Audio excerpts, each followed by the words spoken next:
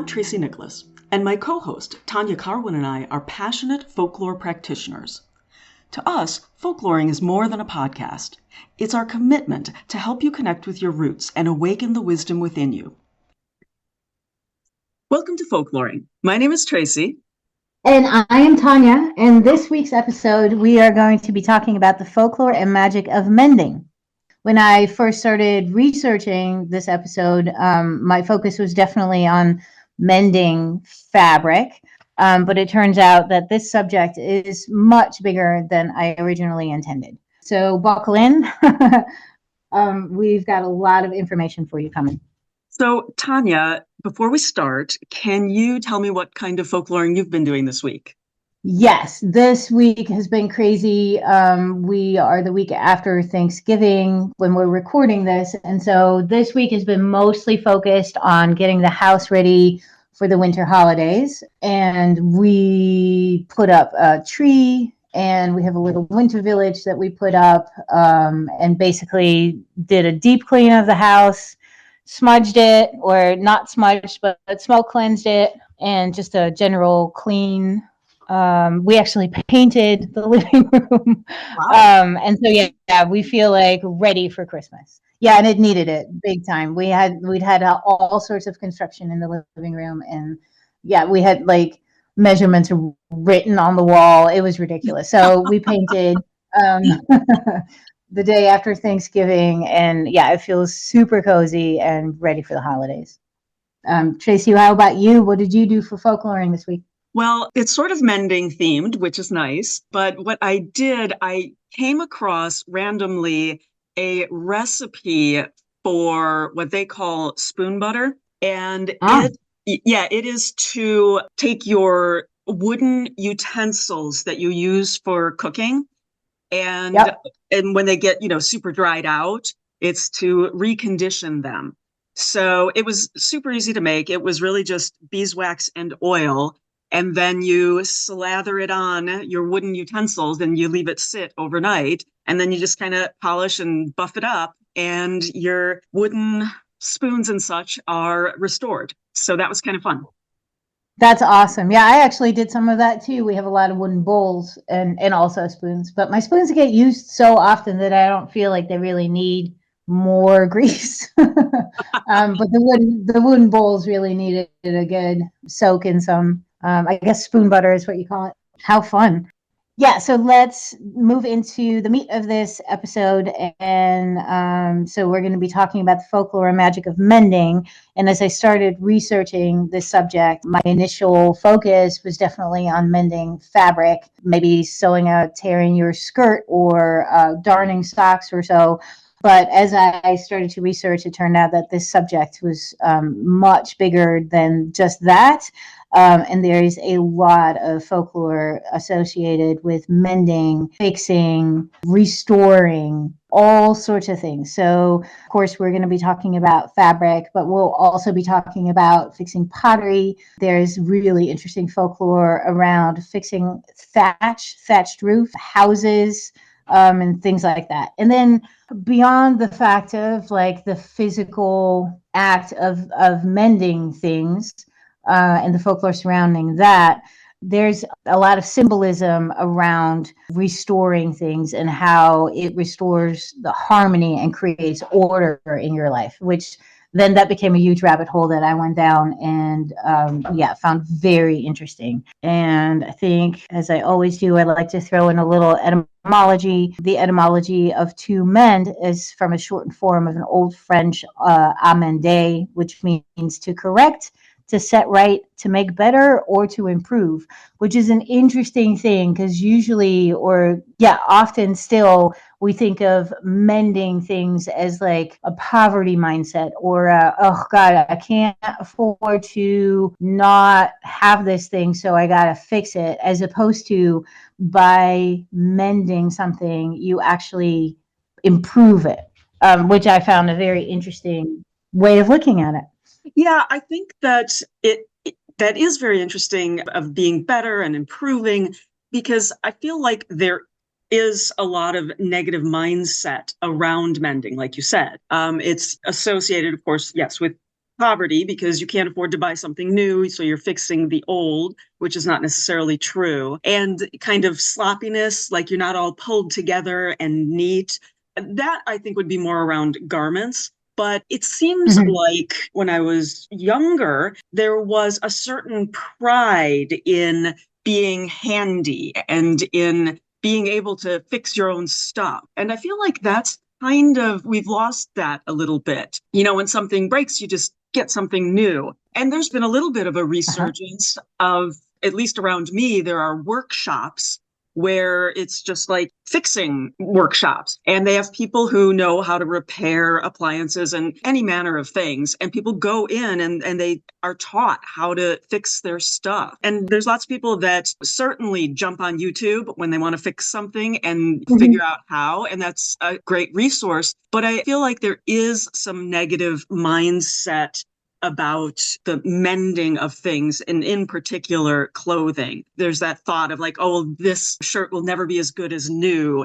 It'll always be broken. And I think part of that is that it is a metaphor for ourselves, right? Thinking about how hard it is to work on yourself and mend your relationship with yourself and that kind of thing. So I think that it's interesting that we want to present ourselves as the best version as we can. And we see a patch or a repair on something is like, oh, people are going to think I'm not perfect. I think what we want to do today is kind of help dispel some of those ideas and talk about the really great parts of mending things and what it gives back to you. Absolutely. Yeah. And I also want to say that I believe some of this, we don't fix things anymore, is kind of by design, like maybe from a capitalist standpoint. Things, everything is now meant to not last very long, right?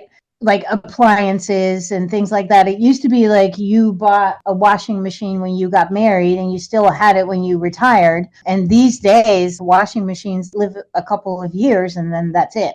And you see the same with fast fashion, right? Like you buy something for $15 and then who's going to fix that up? You just buy another thing for $15. So I do believe that there's some reason why people don't fix things up so much anymore. There's definitely planned obsolescence, right? When we don't upgrade our computers as much as we just go, okay, it's time to get a new one.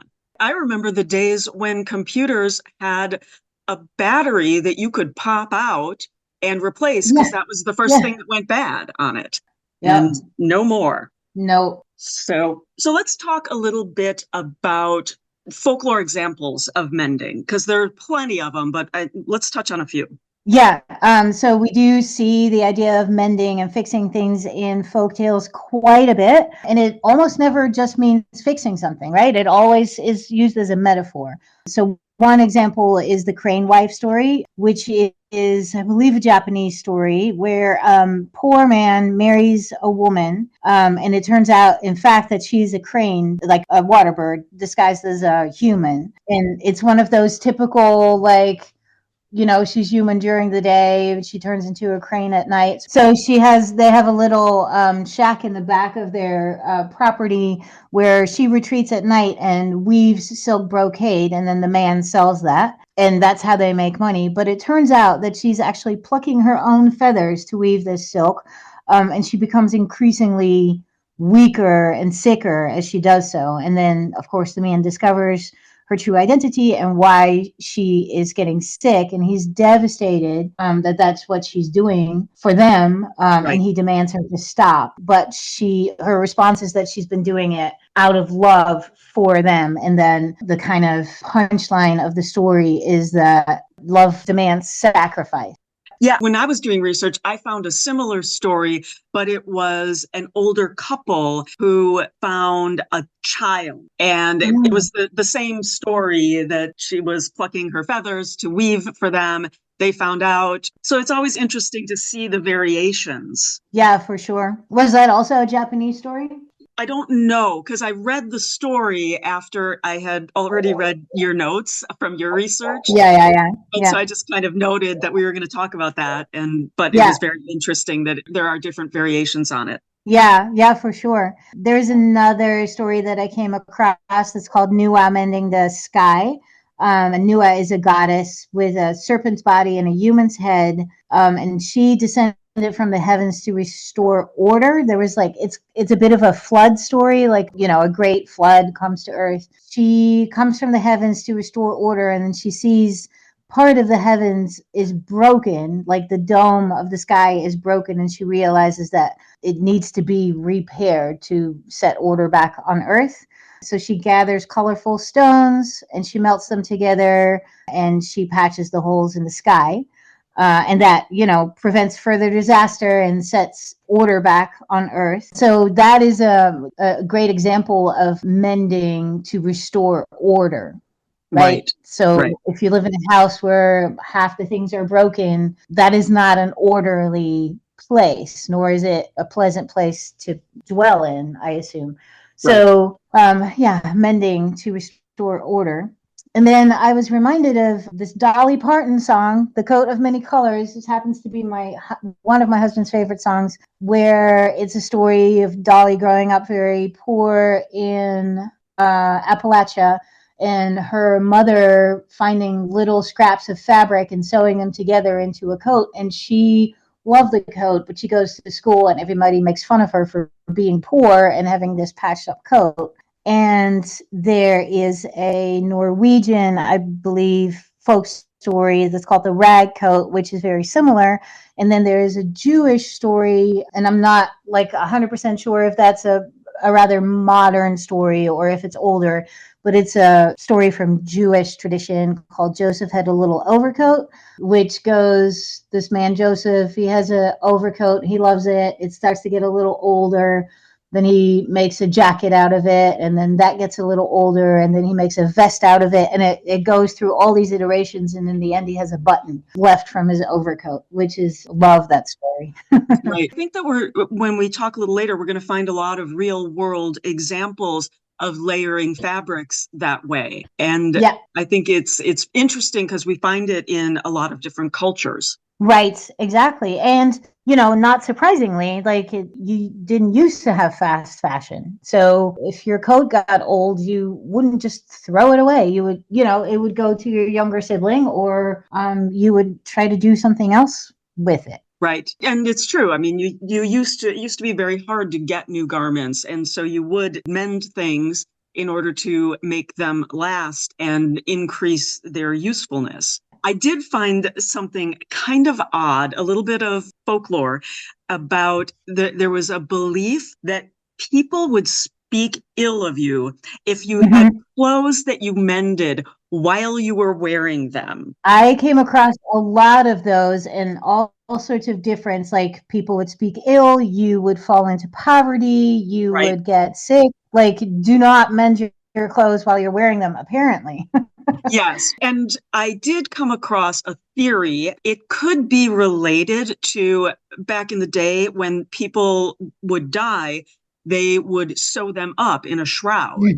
And so when you're wearing something that is being sewn up, it would be considered really bad luck because, of course, that was what you did, with someone who had died. Right, exactly. I also wonder if it has something to do with, if you're mending something that you're still wearing, like you're in a rush, like this needs to happen right now. And so there's not a whole lot of care and attention being paid, really. True. And if you're mending something while you're wearing it, perhaps you don't have anything else to wear. Right, exactly. And again, there's so much negative thought around poverty. It's so looked down upon to be that poor. And so, of course, it's bad luck if you only have the shirt on your back. Right. Yeah. I think also a bit of lore that I found that I didn't really realize this, and I don't know why I didn't realize it, but leprechauns traditionally are cobblers. And so they not only make shoes, but they would repair shoes as well. And I hadn't really thought about it. You always think about they've got the little pot of gold. And so they must be rich. You wouldn't think of them being in a trade such as being a cobbler. But apparently that's Right. traditionally what their trade was. Interesting. Yeah, and I think it's somewhat related to brownies, who are house spirits in Ireland, and I'm not sure if it's Scotland as well, but they do lots of chores overnight. They live in the house or they live in the barn, and they do lots of chores that include mending things for you. And it's seen as, they're seen as industrious, and it's seen as a positive thing. And so, again, that kind of not a negative mindset around mending at all, but a really positive one. Exactly. Yeah, interesting. It's kind of a modern thing that we look down on mending. Like it used to be so much less about money and more about time, I think, right? Like it used to be like nobody had money. And so you made your own garments and it took forever, like literally so long to sew one shirt from the flax that you grew, for example. And so everybody was going to do that because you didn't have that much time. Or you didn't want to spend that much time making clothes that weren't really necessary because you could just patch the old ones. And there's so many traditional forms of mending and fixing things up. And so we're just really scratching the surface here. But let's go and look at some specific ones. We have a mending form called boro, which comes from Japan, and it refers to patched or mended textiles. It emerged obviously from a practice of reusing and repairing worn out garments and fabrics, and often to a point where things would fall apart so much that you only had little bits and pieces left, and you would patch those together into a whole new garment. So small scraps of fabric, they're stitched together repeatedly. The stitches are often in a sashiko style, which is another form of mending that we will talk about in a little bit later. And so you get very richly textured textiles, and they're often also layered, so pretty thick and warm. And yeah, it began out of necessity and turned itself into an art form, and also with lots of folklore attached to it. Similar to that, there is something called kantha. It's also spelled kanta, so I'm not sure which is the most correct pronunciation, but it's an embroidery craft from the Bangladesh and eastern regions of India, from those areas. So they stack old saris on top of each other, and then they hand stitch them to make like a thin piece of cushion. And it would normally be used as a bed cushion or instead of a cushion. But they also do make kantha saris, and those are traditionally worn by women in the Bengal area.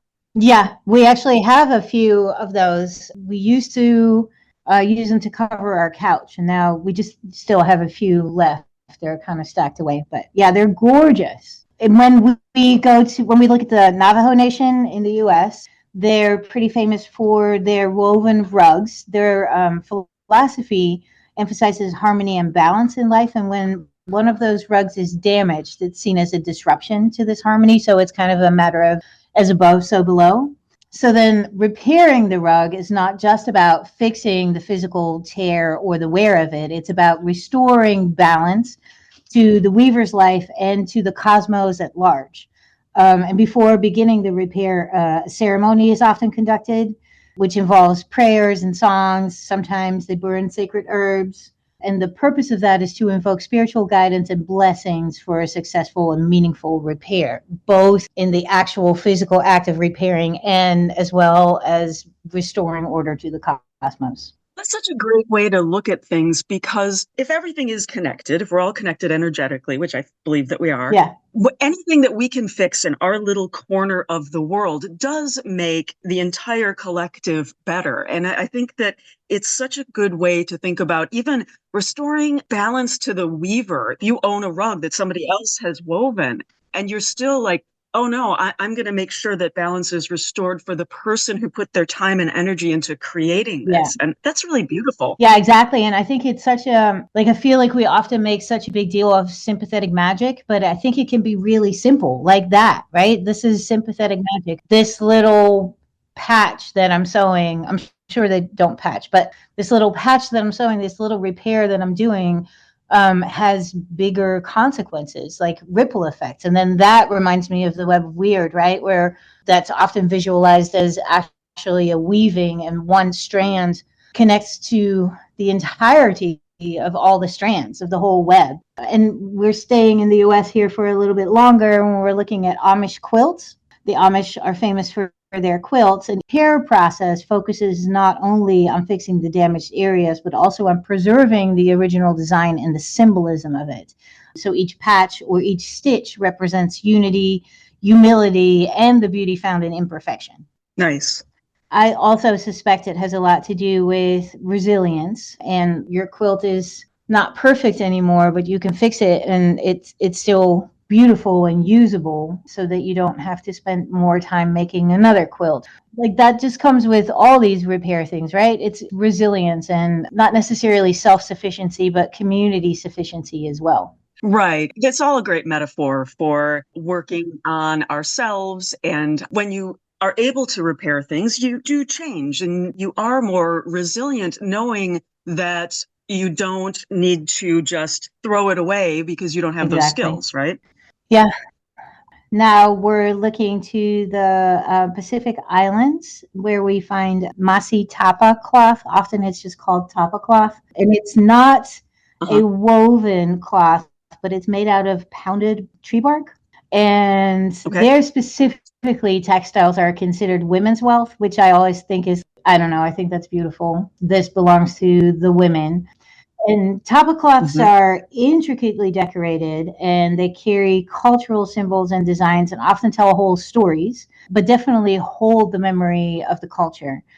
So when damaged, the repair process involves restoring these patterns, making sure that their cultural significance is respected, and the story continues. Like, you can still see the story that this cloth is telling. And it's repairing a tapa cloth is a communal activity, and it brings together the artists, the elders, and other community members to the one scene of repairing this tapa cloth, which emphasizes the collective responsibility and shared knowledge involved in the preservation of these cloths.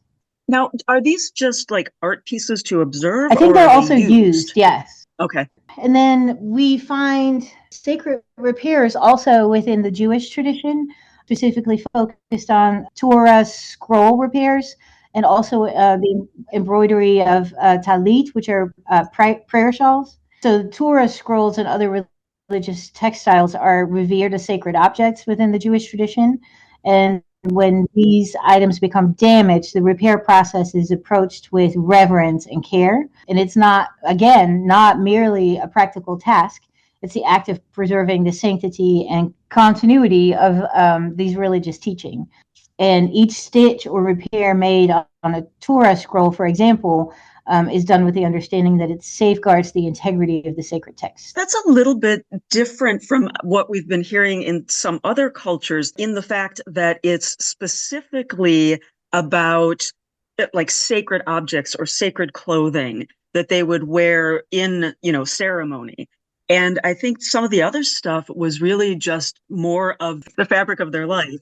And, it's things that they use, and they're repairing things that are useful to them. Not that religious garb or ceremonial garb is not useful. Of course it is. But it's interesting that the focus is on that specifically instead of all clothing. Although I suppose the tapa cloth is a specific kind of textile, but it's interesting that focus was on the as opposed to also having ceremony around just like you repair a stitch in your apron. Yeah. Right. I wonder if it's just, it used to be more like that, and it's just kind of faded as time goes on. Like, I imagine it used to be like you had one apron, and so it, like, the one thing was just so much more important, and it was, handmade completely from scratch. And now a lot of things are not like that anymore, except often religious sacred objects. Right. And, in the case of an apron, that is something that you wear to protect your other clothes. And so it becomes even more important because it is there for that purpose. And I guess the religious or ceremonial clothing is there for a purpose as well. It's just not that mundane purpose of protecting your clothes. Right. What is actually interesting is that I've been working on an article or something on aprons for several years now, because actually aprons originate as sacred garments. Maybe we can do a podcast on that one day. Sure. So let's move on to sashiko, which also comes from Japan.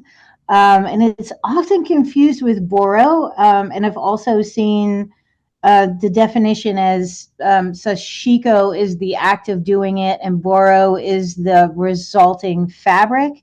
But I'm not sure that is really true, because I see more information on like the two are separate. So sashiko is stitching characterized by repetitive geometric patterns, usually just made with a very simple stitch, and creating it is a rather meditative process.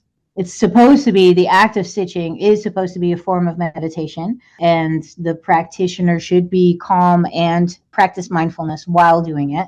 The philosophy of sashiko is also the celebration of imperfection, and it's a form of visible mending, right? Which is becoming more popular, not sashiko specifically, but visible mending is becoming more popular in the West. Absolutely. So the stitches accentuate the repaired area, embracing the flaw rather than concealing it. And that reflects the Japanese aesthetic of wabi-sabi, finding beauty in the impermanence and imperfection. And some of the sashiko patterns hold symbolic meanings as well. For example, there's an asano ha pattern, which symbolizes longevity and resilience. So when you use these patterns in repair, the stitching becomes bigger than just its visual appeal. It's very interesting because it brings to mind for me, I've gone on tours of both Taliesin and Taliesin West, the Frank Lloyd Wright buildings. And in those, what they talk about is that he designed things with materials that weren't really meant to last. Yeah, and he expected it to fall apart. And the fact that they're upkeeping, a lot of his different buildings is interesting to me, because he thought everything should go back to the earth and not be repaired. So I really like the whole concept of wabi-sabi and the idea that impermanence and imperfection can be beautiful. Yeah, we're not so good at that in the West, I think. I agree. We're not so good with death and decay. Very true. Another form of repair that comes out of Japan is called kintsugi, and it is, finally, we're moving out of the textile mending and into, this is pottery. And so you actually find that in quite a bit of different cultures, but the most famous for sure is kintsugi. And there, instead of trying, when a piece of pottery breaks, instead of trying to minimize the visual aspect of that break when you repair it, so like you try to, glue it together and minimize the visual impact of that, they're doing the opposite and actually making the repair with precious metals. And it's usually gold dust used in mixed in with lacquer that holds the pieces back together. And again, here we find the concept of wabi-sabi, where there's a reference for imperfection and impermanence. What I like about that is we're pulled toward things that have patterns, and shapes that are aesthetically pleasing often have repeated patterns and they look a particular way. But when something breaks, of course, it, breaks randomly and in a flowing way. And so to be able to take, whatever it was and create this more natural kind of part of it that comes forward strongly visually is, to me, it's such a great way to bring us back to a more flowing kind of feel to it. Yeah, for sure. The fact of fixing, mending, repairing pottery in such a way definitely symbolizes reverence for the item's worth, right? Even if you're broken, you're still beautiful and worthy. And I will show you that that is true by fixing you and not trying to hide the flaw, but emphasizing. And, there's this whole, a broken bone will never, once it mends, it will never break again in the same spot. The same is true with pottery, right? It doesn't break there again because it's gotten stronger. Well, and it's considered even more valuable, which, is again a great metaphor for when the things our emotional scars do make us more beautiful because we've been through things and we've grown and developed because of them. Right. And so people do it. They're taking those lessons in and growing and changing. It is more valuable. Exactly. In Ireland, we find some interesting folklore around the repair of cottages. So a lot of cottages in Ireland, I guess a lot of them were built of cob, which is a mixture of clay and sand and straw or horsehair or things like that. And they are the way to protect them is by whitewashing them with lime. And that was done. You have to do that like once a year or every other year or so. And it was a communal activity within the village, and it was considered a symbol of renewal and protection. That's great. And that gets back to what we were talking about earlier with, the idea that if you make your little corner of the world better, it makes the collective better. Yep. And to have that be a communal activity is like, hey, we're all in this together. And so we're going to make sure that everybody's taken care of. Yeah. And can you imagine how nice that village will look after everybody's house has been whitewashed? Like, just brilliant and pretty. And so, it's nice to live in a house yourself that is whitewashed and looks good, but it's even nicer if your whole village looks great. Exactly. That's true. Another thing that occurred to me on mending, we've talked about emotional healing, but there's also, I think, some folklore around using herbs for mending the body. And, we have herbs like boneset and eyebright and white willow that heal the body and help, relieve symptoms. Oh, and St. John's wort. And I read something interesting about yarrow. And you told me that yarrow is used, it's called the soldier's tea. Yeah. And you told me that yarrow was used on the battlefield for staunching blood when people were wounded, right? Mm-hmm. But I also heard that it is good for resolve and being brave. And so they would give it to the soldiers on the morning of battle to make them braver in battle. But it occurs to me that they may have just been having that tea because they needed it on the battlefield. And is that really what that herb has the effect of, or is it just a bit of lore that grew out of the need of having that when you were going into battle? I noticed that I have the impulse to try to explain folklore, to be like, well, okay, so Yara, what does that do? Its physiological effects are like what stimulates blood flow, blah, blah, blah. And I noticed that in myself and lots of other people as well. But I also, want to leave, like, let the mystery be, right? Like, maybe we can't just, I don't think we can just reduce life to its physical traits, right? And that, Right. I think what this podcast is about and tries to show. So I noticed my mind going to like, okay, why would they give that in before battle? Like, yeah, so okay, it simulates blood flow, so it might make you feel a little bit more peppy or so. But like, let's just assume that they knew that what they were doing, and yarrow actually encourages bravery. Right. Absolutely. And I think that that's part of the beauty of folklore and bringing it into your life, because at a certain point, it doesn't matter if it's physically true, because folklore serves so many different purposes in our lives. Yeah. And they're all valuable. Right. Exactly. So we move on to some of the symbolism around mending. Yeah, that sounds great. So one of the ones that you often see, but people don't like to talk about, it's one of those things, I think in the West, we're not so comfortable with the word sacrifice. But yeah, we saw in the story of the crane wife, she sacrifices her feathers to make her silk brocade so that they can survive and thrive. Sacrifice can become a metaphor for the investment required in healing, mending, or repairing. And mending often demands giving a part of yourself for the greater good, right? Or maybe it's just you need to take the time out and learn the skills to stitch up your apron, right? But probably it becomes bigger than that. And when we talked in the examples, you see about entire communities coming together to repair one person's something, or to repair an object that belongs to the community. there's sacrifice involved in that. There's a giving of yourself for the greater good or for something else that is not necessarily directly you. Yeah, I mean, our time is finite and we don't know when it runs out. And so the idea of giving your time for someone else or for multiple other people can be difficult because then you aren't spending it on yourself or your family or whatever it is that you want to. And so I think that thinking about sacrifice can be joyful. Yeah. I love, doing things that I'm giving my time to people. And I think that mending can be that same way. It can be a joyful act of, I'm going to make somebody else's life better.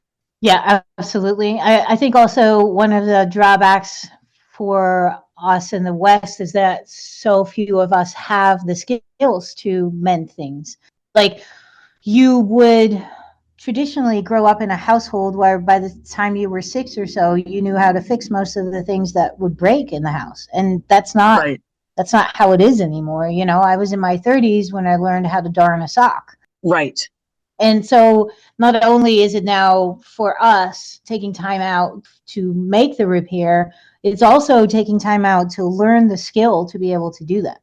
Right. That's a really good point, because it used to be that it was a matter of pride to have those skills. And that's kind of faded away. It was like, my mom would always say, like, oh, your dad's so handy. That was something that people really liked and looked for. And so I think that you're right that it's harder to do, but I do think that we've kind of swung a different direction as well, because whenever I'm going to go fix something, what do? I go to YouTube. And it's like an elder is teaching me. It's just someone I don't know, but they made the sacrifice to go make that short video on how to change out the belt on my clothes dryer. And then I did that. And I was able to do that just from that person who took that time. And we've talked about this in previous episodes, that the internet is like a swing back to some of those things that were more traditionally done that we lost. And, when you look in the 60s, 70s, 80s, 90s, we didn't have the kind of connection that we do now. And so if your nuclear family didn't have the skills, you didn't learn how to do that stuff unless you learned it in like shop class. So now, though, there's something out there for everything. I have never once needed to fix something and not found a video about it. And so that's passed one person to the next. And so I think that we are getting back. It's just in a very different way. It's not people we know, but it's still that community connection. Yeah, for sure. Another symbolic meaning of mending that I see is reciprocity. And that illustrates a cyclical nature of goodwill, so back and forth. There's lots of tales, actually, that showcase these acts of mending, fostering a reciprocal exchange. And in fixing something, we create a loop of communal bonds, emphasizing the interdependence of individuals within a society, which, I see within kind of the homesteading and permaculture community. People are using less the word self-sufficient these days and are much more looking at community sufficiency, which I think is such a beautiful change in how to look at things. Like, you can't maybe you can buy yourself some land and be completely self-sufficient, but most of us can't and don't want to do that. And I think that sense of reciprocity comes forward in mending quite a bit. Absolutely. And then another one is transformation, obviously. Mending represents a transformative process, but not just in the piece that is being mended itself, but also within the person doing the restoring. So, and the act of mending used to not just be about restoring what was, but also about evolving it into something stronger. As we talked about, a broken bone, once it mends, it'll never break in that same spot again.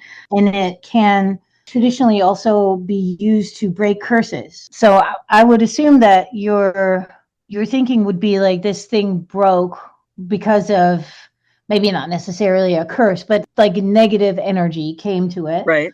Me fixing it is helping to disperse that negative energy. That's very interesting. I think that when something breaks, to think about why did it break in that moment? Why did it, why then and not now? And to mend it back together. And it does dispel whatever energy was around that exact time and place. And so it's interesting that it would be, there would be lore around breaking curses by fixing things. That's really cool. You also see just in so many different traditions, when something breaks, the specific moment when something breaks, like from Jewish tradition, when you break a glass or so, you would say mazel tov, right? Good luck. Right. In Holland, we say when something breaks, we say scherven brengen geluk, which means shards bring happiness, which is also just a spell, right? Like something went wrong, but I wish you all the happiness. And like, oh, I was thinking of another one, but it's funny though, because in theater, to say good luck, you say break a leg. Exactly. But I do think I have heard that it originally was, so the curtains that are in a theater, there's a series of curtains so you can't see in the backstage area. And those are called legs. And so breaking a leg means successfully making it out on stage and doing well. So I have heard that. And then it just kind of got into this, you can't say good luck because it's bad luck. But I just think it's interesting, the juxtaposition there. Right, exactly. And you also see, like, I think we talked about that some in the New Year's episode, where on purpose breaking things for luck, or maybe to drive away the bad luck, right. So the bad luck doesn't have to come to me because I already broke this thing. Right. Well, that's interesting because there are places where you can go where you just specifically go to like break things. And it's very satisfying. So I can see. I thought is that an anger management thing or so? It's just to blow off steam. I mean, it could be an anger management thing as well, but it's just like you go and it's fun to be able to pull yourself out of that normal mindset and just have fun smashing things up. Yep. So funny. We wanted to also take a look at the spiritual and emotional significance of mending. So when we look at the symbolism of healing and wholeness, when something is broken. So across cultures, you see the symbolism of repairing also signifying healing. Right. So restoring something broken to its original state or creating a new form of wholeness. And this act is often metaphorically linked to personal or emotional healing and overcoming adversity. And I just actually saw an interesting article about like a therapy where they use arts and crafts. And it's really, there's like no talking really about it. It's just using arts and crafts to help people with mental issues, which I think is just freaking brilliant. Yeah. And getting back to what you were saying about resilience, right? Mm-hmm. Because that does get us back to a metaphor for life. Yeah. So we also look at mending as a metaphor for life and resilience. So repairing also represents a person's life journey or a culture's life journey, and acknowledging that there are setbacks and damages that are going to happen. They're part of existence, and that doesn't mean that you now get to throw your life away or, give up. Everything can be fixed. Right. And it's often better for it. So mending can symbolize resilience and adaptability and the ability to mend and move forward despite challenges. And it does when we're mending things. And as we talked about earlier, learning about mending things, it also hones other skills besides just, I can now hand sew a patch on or whatever it is. It hones problem-solving skills. It increases our confidence. And it helps us think more creatively because you have to figure out all the tiny, what tools do I need for this? How am I going to fix this? What do I want it to look like? And so I think that when you're thinking about life and resiliency, it's a lot of different skills that are on the soft side, as well as learning how to do specific repairs. Yeah, absolutely. Some people can see even karmic resolution through mending. Some people would suggest some cultures believe that repairing or mending something broken creates a karmic balance. Uh-huh. And so an act of rectifying past misfortune or righting a wrong. And we saw that maybe not specifically like that, but in especially the Navajo weaving, it's a way to restore equilibrium to one's life or environment. Right. And like we talked about earlier, acts of service in general, even if it is a sacrifice on our part, and makes the load lighter or the path smoother for someone else. And that's, going to be a good spiritual benefit back. Yep. We can also look at mending as a way to hone our manifesting skills or our skills of setting intentions and focus. Mm-hmm. Repairing an item or a situation might involve a ritual or visualization process. And when you're mending something, it's almost impossible to avoid the visualization process. When you're mending a physical object, right? Before you start, you've already visualized the steps you're going to go through and hopefully what it'll look like in the end, which is surprisingly to me, but a lot of people don't think they have the ability to visualize things that aren't quite here yet. So handwork and mending and repair in and of itself, I think, is a phenomenal tool to help you develop that skill. Doesn't it also allow us an opportunity when we're talking about intentions to think about not only what we consume, but why we consume things? And so this culture we have of buying and buying and buying and throwing out the old and filling up landfills. But when you stop and mend, you can have that intention of, I don't want to be mindlessly consuming things I don't need to. Yeah, absolutely. And also just in general, mending takes time. And it's often a repetitive process. And a lot of our brains have been so conditioned by screens mostly to only have very short attention span. And mending and handwork in general can really help improve that. Yep. Emotional and psychological healing, we kind of already touched on in many different parts that we've been talking about. But it can have mending and repairing can have a profound psychological effect on people. And if it's viewed as a therapeutic process, it can aid in emotional healing, fostering a sense of empowerment, as we already talked about, and then a sense of control over your environment. Like you're not helpless. Right? Things around you may be falling apart, but you're not helpless. You can learn the skills. Yeah, and as you just mentioned, we do have a shorter and shorter attention span as time goes on. And I talk to people all the time that say, I can't meditate. I just can't calm down and slow down. But this as sort of an active meditation, it can get to be very meditative. And that's going to have a lot of good healing for you to be able to quiet yourself. Absolutely. Another thing to look at is mending fostering a spiritual connection to ancestors. It might be seen, repairing and mending might be seen as an act that connects an individual to their ancestor or their spiritual heritage or an ancestor of skill or trade. Like, so it doesn't have to be a blood ancestor. Right. And, by preserving and repairing items or traditions, you can honor your lineage. To add on to that, you're also honoring the gifts that the earth has given us. If it's wool or cotton or metal or wood, and we're not just mindlessly saying, oh, this has a rip in it or this, cracked, and so I need a new one. We're saying, the earth's resources are valuable. So you're also honoring that gift and your connection to nature. Yes. Yeah, mindfulness and present moment awareness. We kind of already talked about that. We've talked about a lot of these in the different sections, but yes, so it can be repair work, can be a mindfulness practice. Mm-hmm. Right, and we talked about it being creative, and it can be an intuitive process, and that creativity is, again, it's a skill that you can develop. And I'm sad for people who don't think they're creative, because everybody's creative in some way. Right.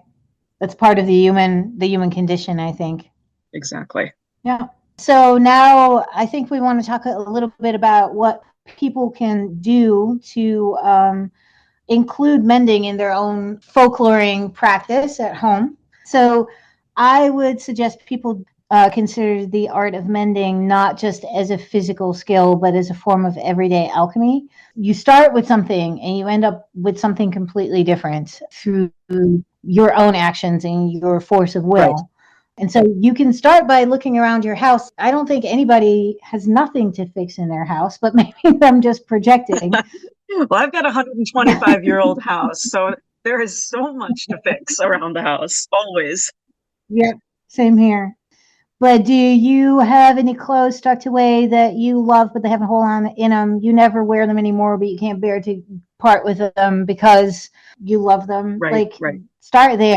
Well, and when you're fixing things like that, it adds to the story of the piece because now Uh-huh. you've got this different experience. If it's a garment, you have the experience of wearing it, you have experiences while you're wearing it, so it brings memories. But then in fixing it, you're relating to that object in a different way than you normally would. And, so then you have the memories of, who was I talking to while I was fixing this? Was it by myself and I was watching a movie, or was I with other people and we were fixing things together? You just get more of a story, like a personal tale that belongs to that object for you then. Yeah, and also coming from an animist perspective, everything is alive and imbued with its own spirit. And just, paying attention to that by healing it, basically. Right.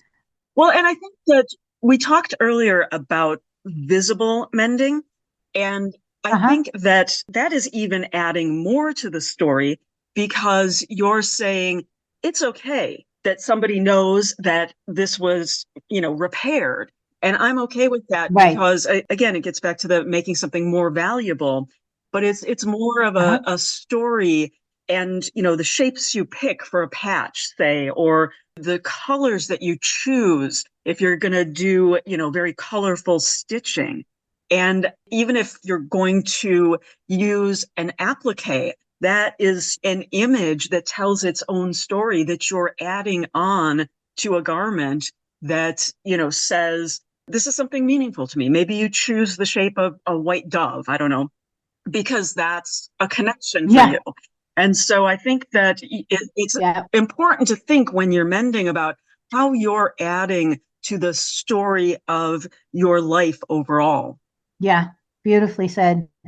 Another thing you can do is to transform mending into an actual ritual. You can create designated space, time, and set aside specifically for this act of magical repair. You can light a candle, play music, and say mantras with each stitch, for example. Like that will bring you in a very altered state pretty quickly. Right. And it can be very simple.